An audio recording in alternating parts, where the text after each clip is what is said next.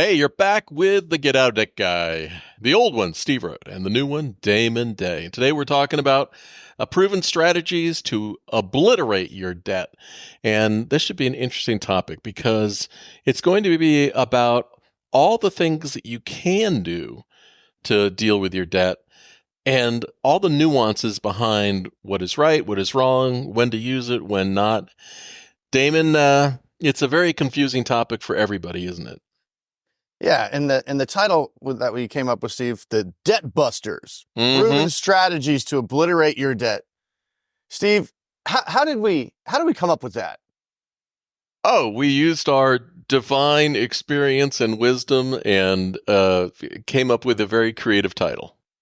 And it's called Chat GPT. No, so Steve, we were thinking about topics of the show, and Steve goes, "Hold on," and he types something into Chat GPT. This, even though Steve's the old get out of debt guy, he's very much on the cutting edge when it comes to tech, much more so than I am. He's our Leo Laporte, the tech guy over here. And so he sends me this email with these, what is it? Here are 10 like catchy 10. topics. Yeah, 10. Here's 10 10 catchy topics about debt and getting out of debt. And it has all these basically clickbait titles. Yeah. And so I'm just kind of going through them and going, well, let me think about what I want to talk about. And then let me find one of these catchy titles that kind of fit. So we came up with the proven strategies to, obliterate your debt. But today we are going to be talking about proven strategies to obliterate your debt. It fits very well, but what we really wanted to focus on today was all these different options that consumers hear out there. And I know we've done shows on this before, but honestly, I can't remember how long it's been, but I'm getting so many consults lately. Well, forever, it's never stopped, but I'm getting so many consultations where people are, oh, I've done this, I've tried that, I've talked to this person, I've talked to that. And there's still so much confusion out there about what you can do, what your options are. And, oh, I talked to this debt elimination guy, or I talked to this debt validation guy, or this debt settlement guy, or this credit counseling guy, or, or this Dave Ramsey, financial consultant. And there's just so many different options. We wanted to take the time today to really just kind of go through those options, some of those buzzwords that you're going to hear out there if you've got credit card debt and you're getting these letters in the mail for this super duper fragilistic, consolidation loan that somehow turns into a debt validation scam. So we want to kind of go through that for people and really explain what these different buzzwords are, what these different programs are, so you can really understand ahead of time before you get on the phone with these salespeople that maybe this is something that you should be looking at, or maybe it's something that you should not be looking at. And you'll have a better understanding when you're hearing this stuff from the salespeople, because they tend to be, heavy on promises and very light on details when you're trying to explore and investigate these things. Well, here's the funny thing is that your introduction is a great segue into the entire debt topic, because yes, I did use ChatGPT to come up with those catchy titles. However, and here's where it relates directly. The issue is not how I achieve the result. The issue is, was I able to achieve the result in a reasonable period of time with a reasonable amount of effort? The way that I think that this correlates is so many people invest way too much emotional energy, self-esteem, complication, fear of what other people will think, and relegate too much authority to some strange salesperson on the phone that they never get to the end result. They never focus on that. They're so distracted. And getting out of debt, it's really not about the process. The process is just, mostly I like to think of it as a mechanical issue. The focus on getting out of debt or dealing with problem debt is, where do we go from here? I always say you need to look forward and deal with what the future is going to be instead of looking backwards and trying to clean up the past. And so the reason that is very important is because when somebody contacts some sort of debt salesperson, they know that they're going to push your buttons using emotion. And when you're in that depressed, feeling like a loser, struggling, feeling afraid, you are the easiest target to push with emotion.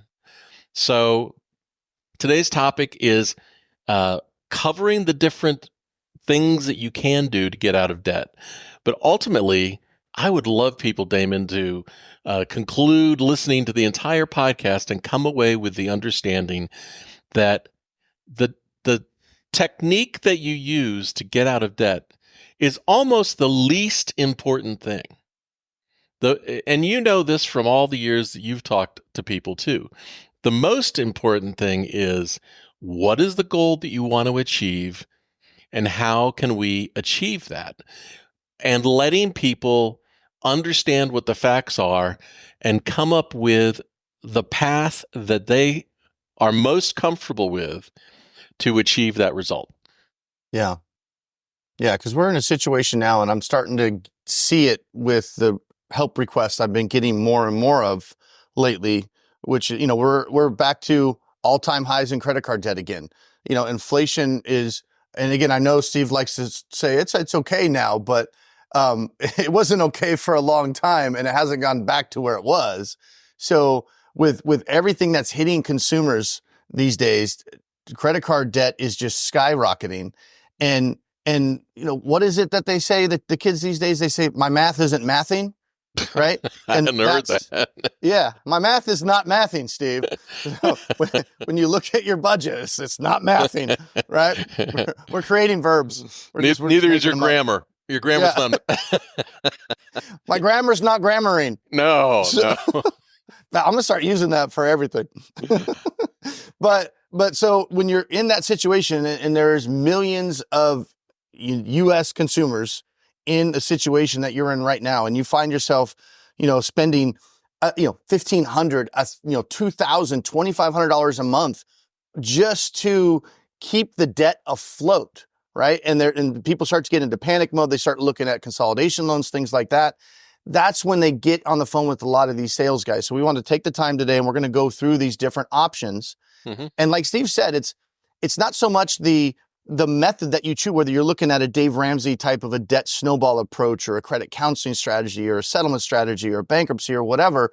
It's a matter of analyzing the different options, looking at your situation, figuring out what is critical and important for your family, and then looking at the strategies that are available and deciding, what is my goal, and what's the, in many cases, the goal is, what's the cheapest, fastest way to get to that goal, right? And then you can kind of look at those different strategies. And oftentimes there's not just one that will work.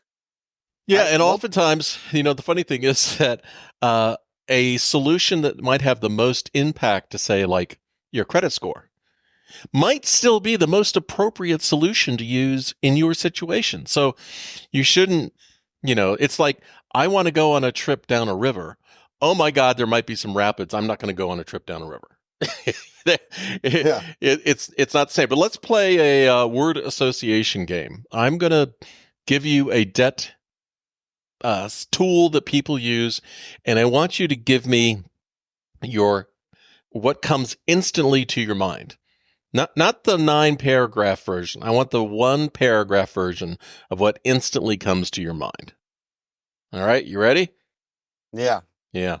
You didn't say born ready. I did not say born ready, because you're throwing a curveball at me, Steve. I was like, what are we doing? You're into baseball. So, all right, here we go. Dave Ramsey's snowball. Massive lifestyle sacrifice. Okay. What about debt consolidation loan? Often a trap, but still good in some situations. Borrowing from your 401k. With the right strategy, an excellent idea. With the wrong strategy, horrible. Credit counseling. Almost never works. I shouldn't say that. That's not true. Very similar to debt consolidation loans. Same kind of issue. Debt settlement. Most debt settlement companies suck. Could be a good strategy for freeing up cash flow if that's the main problem, but very, very rough ride for folks if they're not prepared for it. Like you said, a lot of rapids going down that river. Debt validation. Total scam. Wishing grandma dies. Very sad. Although over the years we've both had plenty of people that have used that strategy. Although viable, very sad. Very sad. I can't tell you the number of times that people have said to me, my problem is going to be resolved because I just found out that my grandmother's on life support. Yeah. And I mean, but you know, when you're coming up with a strategy, I mean, at the end of the day, when you take the emotion out of it and you're looking at different options, and I've had plenty of clients in that situation, that's just a reality of life. I mean, that's why there's insurance. I mean, that's why we have inheritance and things like that. So even though it's not a comfortable topic very often to talk about, it's something that would need to be discussed, because if you're in a situation where you're about to inherit $500,000, it changes well, everything. obviously that's pretty pertinent to, I'm not sure how to deal with this 50 grand in credit card debt. So while it's a sad kind of thing to discuss, if it's a very real possibility that in, you know, less than a year, I'm going to have $500,000, it really does open up some options for dealing with 50 grand in credit card debt. I got two more for you. Budget your way out of debt. Very close to the kind of the Ramsey strategy. Again, massive lifestyle sacrifice. Could definitely work for the right personality, but not for most Americans. Right. All right. And finally, this strategy, make more money. Oh, excellent strategy. That's the best way out of debt, is to have more money than you need. Well, you know, and it's funny that, hey, if my work here is done. This house is clear. That's all you got to do. Make more money, bro. Well, the advice ever. The funny thing is that because of dealing with debt, being in debt, and the way it makes you feel emotionally, getting out there and making more money, being positive and entrepreneurial and, you know, a go-getter doesn't go together unless you can change your mindset. But let's talk about the conflicts that people have being so, you know what? There is one more solution we didn't mention. All right, Damon, last word association. Big one. How did you forget that one? Yeah, bankruptcy. Bankruptcy is the thing that people are most afraid of, and in many cases, they shouldn't be, because under the right situation, it is the fastest and cheapest way to get a fresh start, reset. That's what it's for. So bankruptcy, I say, don't be afraid of it. Research it, look at it, consider it. And if you don't like it, fine, but don't say no because it's bankruptcy. Right. Look at it. It might be a good option for you. You know, it doesn't ruin your life for 10 years. Like everybody, it's no. Well, my credit will be ruined for 10 years. False. Yeah. Well, it's interesting. The people that say that most often are one of those other solution providers that don't want you to go the bankruptcy route. You know, the validators, the settlers, the counselors, you know, even the Dave Ramsey route. They don't say it most often. They say it all the time. Yeah. Yeah. Do not file bankruptcy, which is, you know, hey, it's a little bit like, maybe it's a bad example, a little bit like, you know, this new weight loss trend with Ozempic and Wegovy and all these other things. Are those medications bad if you have a real weight loss problem and that particular medication helps you to get your health back in shape in a reasonable period of time? Yeah, no. It's a good solution if it's appropriate. Bankruptcy is a great solution for people because you know what the costs of it are. You know how quickly you're going to get out of debt, 90 to 120 days, and you know what you're going to do to rebuild your debt quickly. And rebuild your credit. You don't want to rebuild your debt. Oh, I'm sorry. Let me just make that small correction. Yes, you are absolutely right. Rebuild your credit quickly and, you know, get ready to do better moving forward. All right, Damon, I want to know from you, the people that you talk to, what are they most conflicted about? Credit score, every time. Okay, so they're making decisions based on what their credit score is. Yeah, most of the time, when a client comes to me, and this is not all the time, but most often, they've kind of been in this paralysis of analysis mode of not really doing anything other than continuing to make payments, even though they can see they're running out of funds and they can see the cliff coming.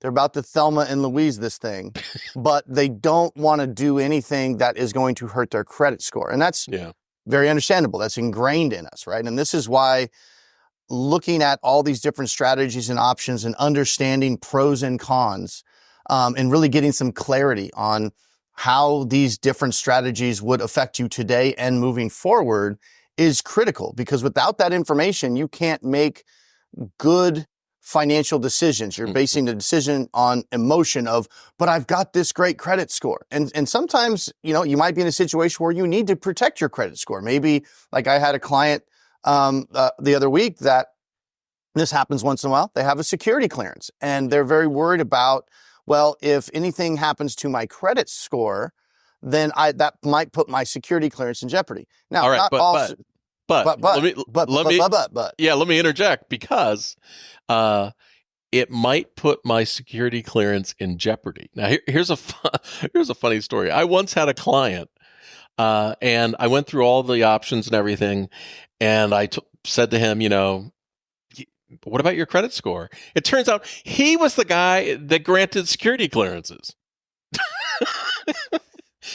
He goes, it doesn't matter. And here's the thing. I think that this is fascinating, because this particular client that you were talking to was making assumptions about how this would impact their security clearance. But yet, here's the funny thing, is that when it comes to security clearances, you are a much better risk if you have legally dealt with your debt and are not overextended, because if you're overextended, you're more at risk of being manipulated. That is true. So, again, I don't want people making any sort of assumptions. I would much prefer that they talk to you and, talk through all those assumptions, like your credit score. I mean, your security clearance guy. Hey, go talk to the security clearance people. You can, talk to them confidentially. Yep. Hey, I got this friend, and get some real advice instead of making assumptions that are just going to screw up your financial life for the rest of, the decades to come, just because you made an incorrect assumption. Yeah. And not all security clearance situations are created equal. There are some where it absolutely could affect it. Right. But if you have a security clearance, Steve called it the security clearance people. I refer to it as like the security clearance liaison. I don't know what the official term is, because it depends on what kind of clearance you have and where you're working.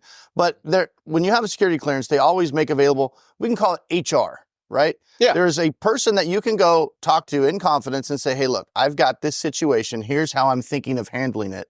Right. Would that affect me at all? And what Steve was kind of alluding to about, whether or not your credit would make you a risk. Well, think about this.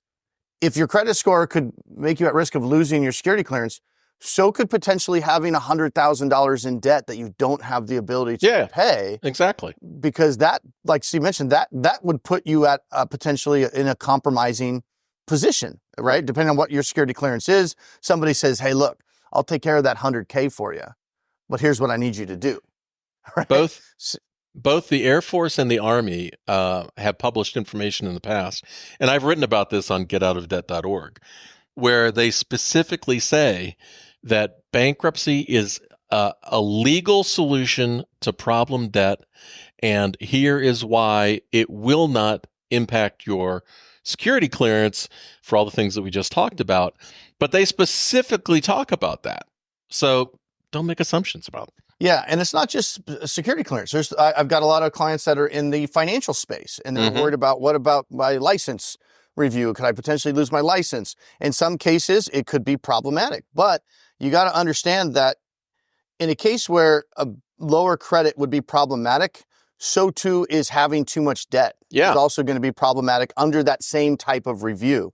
So every situation is different. But the bottom line is, getting into the debt, put your security clearance at risk, put your potential license renewal at risk. You're already at risk. So I'm not saying, so just go ahead and screw your credit. I'm saying we have to explore that and see what it looks like, because just continuing to stay in debt and get deeper and deeper into debt, by ignoring that problem, it's not going to make you it's going to make you more risk down the road to lose that potential security clearance. Yeah, so if you're sticking your head in the sand, exactly. You're already maxed out.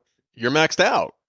So we're already at risk. So now we got to try to put a pin in that and say, how can we start to move towards less at risk of the security clearance or the financial license or whatever it is that you're worried about losing? Because obviously we don't want to do anything that's going to put your livelihood at risk. That would be cutting off your nose to spite your face. Right. Oh, great. I settled my debt, but I lost my job because of it. Right. Okay, that doesn't help us. You might not have any more debt, but you have no income. So I don't know which one's worse. I'd rather file bankruptcy and keep your income rather than settle the debt and lose your income, if that's the case. Right. All right. Let's talk about another thing that you hear people worrying about most often. I thought you were going to tell me. No. So the other thing, next to the credit score, which is by far the biggest, the next thing is the most obvious thing, which is I don't have enough money to pay all the bills, right? I've got all this debt that I'm kind of, floating out there, and we do a budget worksheet and we look at it, and they're $1,000 upside down, $2,000 upside down. And then you start looking at all these credit cards they have. And in many cases these days, now I'm starting to see a lot more, not just, hey, here's 50 grand in credit card debt. It's, hey, here's 50 grand in credit card debt and 30 grand in personal loans. And that's when you do those consolidation loans, that tends to be the beginning of the end for a lot of people. Yeah, or payday loans. Well, payday loans are, don't ever do those. But I'm just talking about regular. What? Yeah, that's not even the beginning of the end. That's the end. The end. That's past. You already jumped off the cliff and you're trying to grab somebody else's parachute at that point. Yeah. You're falling. But those consolidation loans, and again, I'm not saying they never work, but here's the trap of these personal loans. I'm seeing it so much these days. Usually by the time somebody comes to me, they've got that mix. I wish they found me when they just had the credit card debt and were thinking about maybe their credit was still good enough to qualify for a $30,000 loan, and I'm going to do that. I wish they would get a plan first, because a lot of time that's just out of the pan into the fire, right? And then by the time they come to me, they still have the 50 grand in credit card debt, and now they also owe the 30 grand, but because that payment was $1,200 a month on that personal loan, it choked off their cash flow. And getting that loan, while it might have lowered their outflow a little bit initially because it just took all that credit card debt, it didn't lower it by that much. So they still had negative cash flow. So what happens? They got this new loan. They paid off 30 grand in credit card debt. They're feeling good. They got a lower interest rate. But, we still don't have enough cash flow to make ends meet and pay the mortgage and food and all this stuff. And slowly but surely, the credit card creeps back in because, we don't have enough money. We got to put that on a credit card, or then we need new tires. That had to go on a credit card. And before you know it, this $30,000 loan you got to help you get out of that 50 grand started with 30 grand in a new loan and 20 grand on credit card. A year and a half, 2 years later, now maybe you still owe, $23,000 on that personal on that original 30. And now your credit card debt is back up to 40 or 50. And now you're really screwed because your income hasn't improved that much over that time. And now if you thought you were struggling with just 50 grand in credit card debt, add a $1,200 a month payment on a $30,000 loan to it, and you're toast, right? And then that credit card debt rapidly accelerates back up because that $1,200 a month personal loan that you got, because it was a lower interest, is really killing you. And now we've got an $80,000 problem because we turned a $50,000 problem into an $80,000 problem. So those personal loans are traps. And if you're thinking about getting one, this is a shameless plug for me, but set up a consultation with me first so we can go over all these different options. And maybe it still makes sense to do that, and that's fine, but let's be smart about it. If we're going to borrow $30,000 more, let's make sure we're using it in an intelligent way and not just trying to put a Band-Aid on a problem and we're just going to make it worse a year down the road. Here's what I hear people saying. I wish that people would contact you when they wake up one day and they go, things are getting a little tight. Instead of, the house is on fire. The foreclosure's tomorrow. Yeah. A little bit in advance, but I'm afraid that a lot of people say, oh, I heard that advice, but everything's fine. My credit score is the most important thing to me, and the future's a long way away, and it's just not that important. And so I'm just going to do my own thing. And then they just get deeper and deeper and deeper.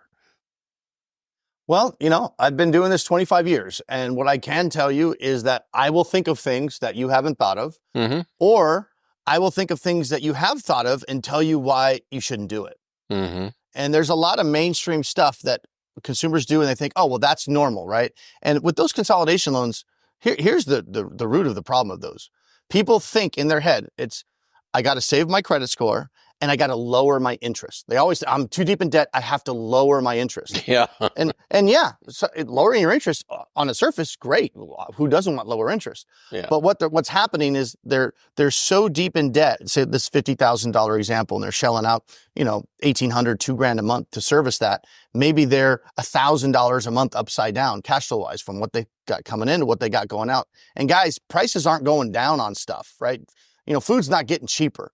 What did come out the other day with McDonald's? Most consumers now consider McDonald's in the fast food as a luxury expense. Yeah, and the sit-down restaurants are changing their pricing to compete with McDonald's because it's. Well, we did a podcast a month or two ago where I think you mentioned that McDonald's had done a survey and they realized that they could keep raising prices and it wasn't affecting the customers, right? They were still coming in. Right. Now, all of a sudden, it hit a wall. This is why I'm saying everybody's in this situation. Everybody's got debt. People got maxed out on their credit cards and they went, I can't spend $50 taking my 2 kids to McDonald's. I ain't doing that. That's a luxury, right? So going back to what I was saying about the problem is consumers aren't looking at the options. They're not thinking about it oftentimes the way I can explain it to them. And they're saying, oh, I need to lower my interest rate. No, you've got a debt problem for sure, but you've got a more immediate cash flow problem, okay? We have to solve, and I tell this to my clients all the time, think of it as 2 issues in one. They're obviously related, but they're separate. So you got a cash flow problem and a debt problem. And that would be like you get in an accident and you go to the doctor and you've got a broken arm, right? And your arm's hanging there and it hurts really bad. Mm-hmm. But you also have an arterial neck wound and you got blood spurting out of your neck. And you run into the ER, doctor, my arm. I need you to fix my arm. It hurts. The doctor doesn't give 2 shits about your arm. Right. In that moment. If he doesn't fix your neck bleed, you're dead in 5 minutes, right? So he noticed the arm hanging there when you ran in. He noticed it. He saw it. But he's not doing anything really to address it. He's going to fix the neck wound. That's like your neck wound is the cash flow. Right? You got negative cash flow. The debt is the broken arm. It's there. We see it. We know it needs to be fixed, but it's going to take a little bit of time to fix that. We got to fix the cash flow immediately because you got that money going out the door. So the problem is most consumers see these consolidation loans like that's going to fix my broken arm, but they're not fixing the neck wound. They're fixing the broken arm. It's like we have to get the negative cash flow dealt with immediately. And the consolidation loan in most cases is not going to do that. It might lower your outflow a little bit because you're getting a little bit lower interest. But if you have negative $1,000 going out the door and you get a consolidation loan and that's maybe $200 a month cheaper than your minimum payments on the credit cards that you consolidated with that loan, you're still negative $800. How are you going to make that up? Back on the credit cards. So all you're doing is putting a Band-Aid on that neck wound. Yeah, and here's another thing is that the vast majority of people, even people who are listening to us right now, all suffer from something unconscious called hyperbolic discounting, which means that we put a greater emphasis on how we think something's going to impact us today than in the future. So, for example, people will say, Damon, I don't want to do anything that's going to hurt my credit score, but the future outcome is you're going to retire $1 million poorer because you were unwilling to do something today and it felt more intense and more immediate. That make decisions that achieve the goal, not about how you are going to chase your emotions today without the Yeah. facts. Get the facts. Talk to Damon. Do your research, whatever. But it's really hard for people to do their own research because there's so much conflicting stuff out there. Even all these people following Dave Ramsey, and God bless Dave. He's got his thing. Tiny feet, baby. Tiny feet. Yeah, baby steps. And again, let me clarify. Not to say Dave Ramsey's approach is bad. It works great for some people. But that's the key. Everything works, not everything. Most things work great for some people. Right. Nothing works great for everyone. Right. I mean, like with Dave's approach, okay, you're going to start eating beans and rice for the next 5 years, and it's going to take you, 5 years to dig yourself out of debt. Wait. Can I have cheese? No. Cheese too, unless it's free government cheese. Deal breaker. Government cheese. Well, the thing is, okay, you're on that boat, you're watching the shows, you're reading the books, you're in the group, your friends are all doing this stuff, and you've gone through 5 years of beans and rice, but you've sacrificed 5 years of participating in your 401k plan at work with matching funds or investing in your retirement, and I'm glad that you feel great after 5 years and you probably lost some weight and everything. And, you have fewer friends. But you are going to be $2 million in the hole when you retire. So how is one thing better than the other? I've got a great example. I just thought of this when you were talking about, losing time.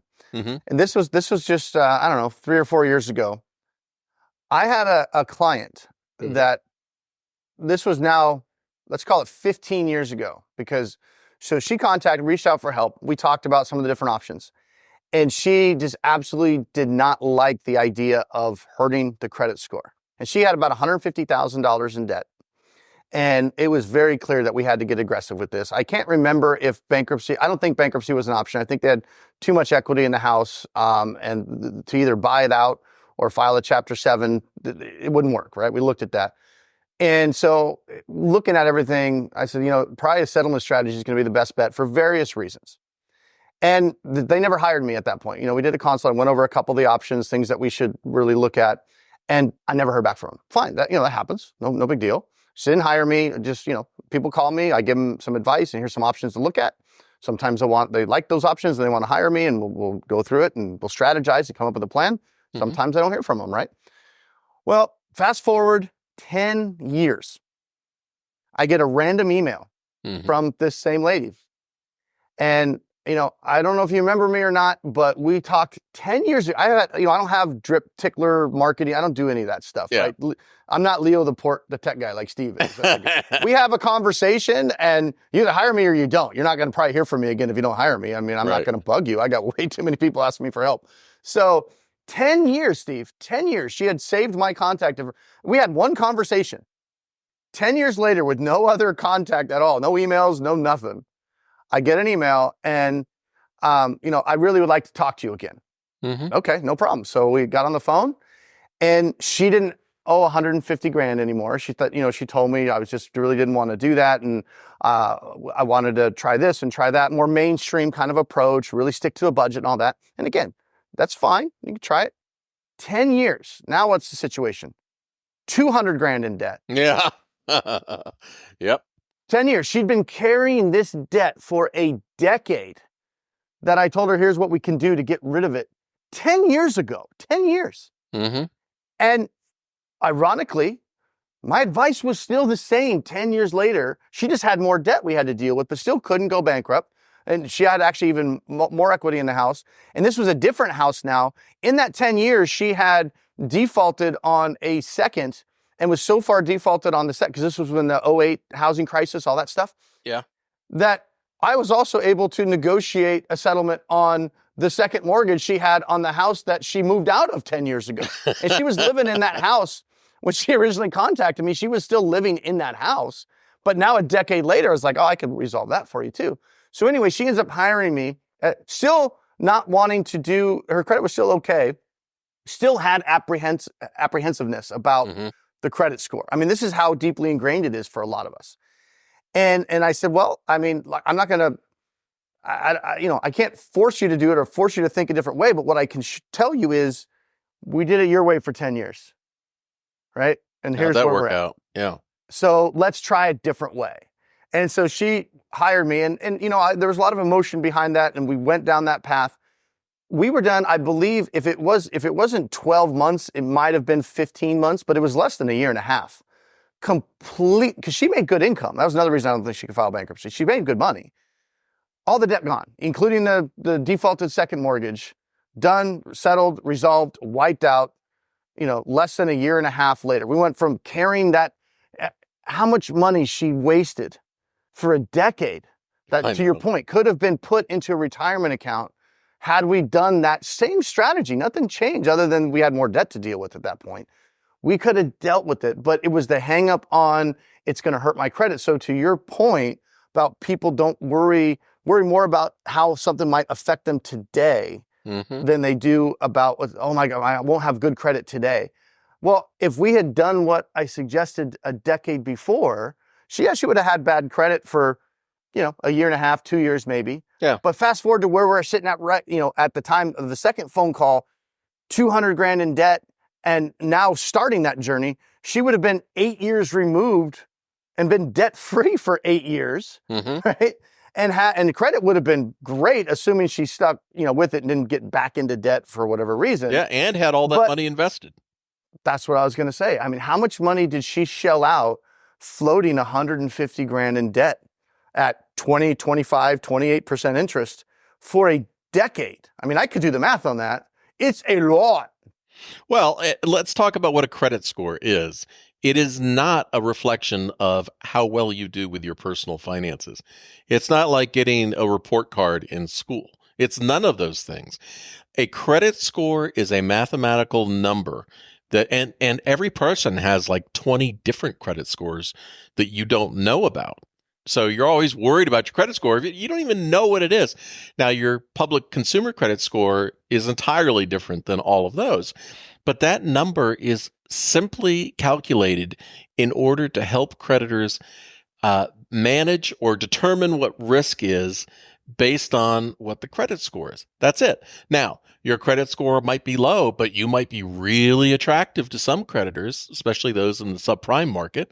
Or your credit score might be high, and that might give you access to a little bit less interest rate debt right now because your score is high. But it really doesn't mean much in the long run. Yeah. Yeah, and again, I'm not saying don't worry about your credit score, because obviously life is easier if you have good credit. You can do things that sometimes are a little bit more challenging, but you have to look at, well, what's better, a good credit score and drowning in debt, or a bad credit score for a couple of years and cash in the bank, right? And so we start going back to like what we talked about. The original topic of this call was all these different options to look at. And what I want you to do is just kind of think of, I'm going to lay out these options on kind of a scale from left to right. And this is not best, better, okay, horrible kind of a scale. It's more of I would say, think of the scale from left to right as a term, as, the least aggressive from a credit standpoint, like least hit to the credit to a bigger hit to the credit, if you want to think of it that way. But at the end of the day, no matter what, when you're in debt, no matter what we decide to do, I tell clients this all the time, we're going to have to make a sacrifice. There's no way around it. The question is, are you more willing to make a lifestyle sacrifice or a credit score sacrifice? Right? Because there's different, like you look at, so start on the far left. This is where I kind of put the Dave Ramsey's. And then as we slide, the eat beans and rice and, get on a budget and stick to it and prioritize your creditors over your kids and, keep them in their room with top ramen and pay Chase double or whatever it is, right? It's like that. The creditors become the most important thing in your life in that kind of a strategy. And that's fine for some people. But you start there. Now, your credit will improve as you're paying that off. It's not going to really hurt your credit score if you're following that plan and you're prioritizing your creditors. Why wouldn't your credit probably improve? You're, you're giving them everything. You're working your ass off and getting a second job and driving Uber and doing all this, not to help your kids, but to pay the creditors down. And you could argue, well, that helps my kids in the future, which it does, right? So we're right there on the left side. And as we slide down, then we start to see things like, well, about a debt consolidation loan type strategies, things like that. And then we'll keep sliding. We get into like a credit counseling type of approach, sometimes called the debt management. And these guys will get on the phone and they'll sell you about, they're going to lower your interest rates. You're going to get your cards closed. They're going to put you on one payment plan.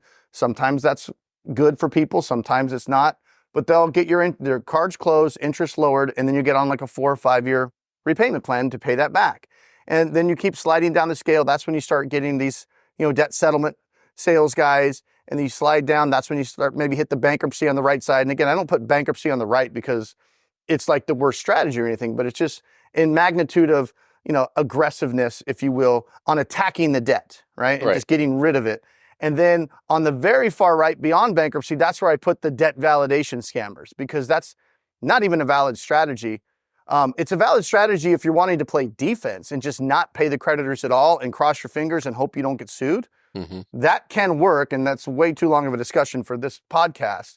But the way these debt validation guys do it is they're like, oh, you owe 40 grand? Pay me 16 grand and we'll pretend to do something and hope you don't get sued. Well, you can get yourself sued for free. You don't have to pay anybody $16,000 and sit there and hope the creditor doesn't sue you. That's why I call that a total scam. Because if you want to try that strategy, I can teach you how to do it and I can tell you what you're up for. Not to say it won't work. It might work. You could get lucky, but you have to be aware of that. But you also don't need to pay somebody, $16,000 to sit there with you and go, I really hope you're not going to get sued because then I can keep your money. Right. So debt validation is a total scam. If you're thinking about doing it, have a conversation with me. I used to do it, 25 years ago for clients when I was a kid, 19, 20 years old. And I thought it was the greatest thing ever. And while we were helping all these people and we were sticking it to the man and all this stuff. And then I realized, wait a minute, it's kind of a gray area. And then it's absolutely a scam if you're just like redirect the money to me and I promise you won't get sued and we'll take care of you because we got these super secret magic beanstalk letters that we're going to send the creditors and they're going to be so scared they're shaking in their boots they'll never bother you again. That's bullshit. All right, so Damon, people can find you at damonday.com, DAMONDAY.com, and set up just have a little free chitty chat with you and talk about their situation. Yeah. I don't charge a fee for the initial consultation. And in most cases, some cases I do if I look at it and I go, oh, this is going to be a long one or something like that. But most of the time it's just, tell me what your situation is. We'll set up a quick consultation. I'll go over a couple options with you. When clients, if you want to hire me, I always tell clients, initially you're just hiring me for advice. You're hiring me as a consultant if we want to get deeper into it. And you might see, okay, I've talked to this guy. He seems like he knows what he's talking about. I've been spinning my wheels for 10 years in some cases. Maybe it would be worth it to get some professional advice that can, look at my situation and then tell me specifically, which of these different options make sense and then how to go about doing that. And that way you're getting advice from somebody that is getting paid to look out for your best interests rather than getting advice from somebody that his commission is based on you saying yes to whatever they're telling you, right? You have to say yes. There's a very big difference there. Yeah, the credit counselor, the debt settlement person, the consolidation loan person, they are all incentivized for you to sign up for whatever they're selling. Yeah, and unless you're talking, like, for instance, you're talking to a bankruptcy attorney, nobody else is going to tell you to consider bankruptcy. Nobody. Not to say that that's the right answer, but I'm just using that as an example, right? Yeah. You're not going to talk to anybody else other than a bankruptcy attorney that says you should look at bankruptcy and here's why. Now, just suggesting it is not a bad thing. Oftentimes I will suggest it. Hey, we should look at bankruptcy. And the client says, oh, no, I don't want to do that. I'm like, I understand. I'm not saying you should file.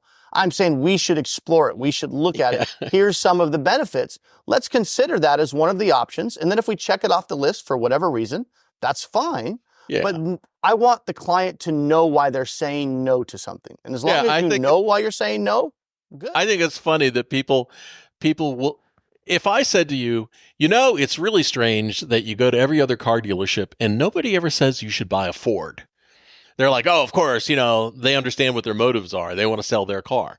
Yeah. But if you say to somebody, you went to every other debt solution and nobody told you should file bankruptcy. Well, that's because it's bad. No, it's because they're trying to sell you their car. Yeah. That's all. Jesus. Yeah. They're like, hey, don't tell my boss I told you this, but the guy down the street's got much better deals. Yeah.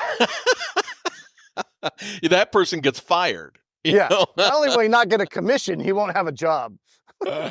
Well, of all the debt seller people who have contacted us anonymously over the years about what really happens behind the scenes, not one of them has ever said, I got a bonus because I sent someone someplace else. Yeah. And Steve used to get those all the time. People would email to the site, they quit the job or whatever. And dude, the stories we've heard, what was that one guy on a Coke bender, a 3-day bender? And those weren't my words. That was the words of the person that worked there. Was one of these, I'm doing air quotes, law firms that dealt with debts. We're not going to name it, but the head of the shop was on a 3-day Coke bender. I remember was one of the lines. The stuff you hear about of the stuff that actually goes on in these offices. All the Lamborghinis in the parking lot and the drug dealers were actually coming to the office. And my favorite was we had an office party and they brought in a midget hooker. Can't make this stuff up. And then we woke up the next day and gave you financial advice. Right. Where's my shoe? Where's my shoe? All I have is this tiny shoe. That's not going to work.